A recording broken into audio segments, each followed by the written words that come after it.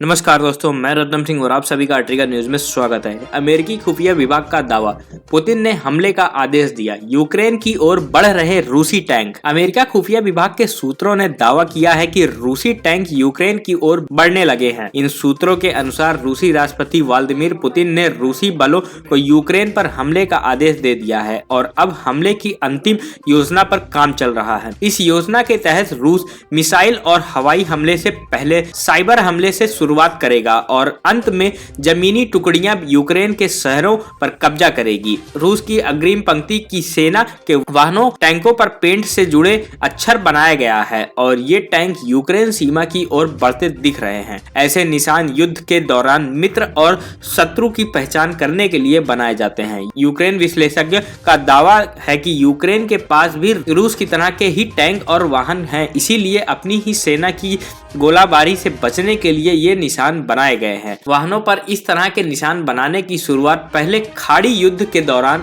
अमेरिकी और ब्रिटिश सेनाओं ने की थी। तब उन्होंने एक दूसरे को निशाना बनाने से बचने के लिए वाहनों पर उल्टा वी का निशान बना दिया था। इस बीच अमेरिकी उपराष्ट्रपति कमला हैरिस ने कहा कि यूरोप में युद्ध की आशंका वास्तविक है। उन्होंने यह भी कहा कि रूसी अतिक्रमण की स्थिति में अमेरिका रूस पर अब तक के कुछ सबसे बड़े प्रतिबंध लगाएगा। रूस और यूक्रेन के बीच गहराते युद्ध की आशंका के बीच अमेरिका स्थित रूसी राजदूत एनातोली एंतोनवे ने रविवार को कहा कि रूस की किसी अन्य देश की जमीन पर कब्जा करने की कोई योजना नहीं है। साथ ही उन्होंने कहा कि रूस डोनबास क्षेत्र को यूक्रेन के हिस्से के रूप में देखता है। एंतोनवे ने कहा, मैं इस बात की पुष्टि करता हूं कि डोनाबास और लुहांस्क यूक्रेन का ही हिस्सा है, जिसको लेकर विवाद चल रहा है। कीव और घरेलू प्रतिद्वंदियों की बढ़ती आलोचना के बावजूद यूक्रेन पर व्यापक रूप से प्रतीक्षित रूसी आक्रमण से पहले अमेरिका ने रविवार को रूस पर प्रतिबंध लगाने से इनकार कर दिया। यूक्रेन और रूस ने युद्ध को टालने के लिए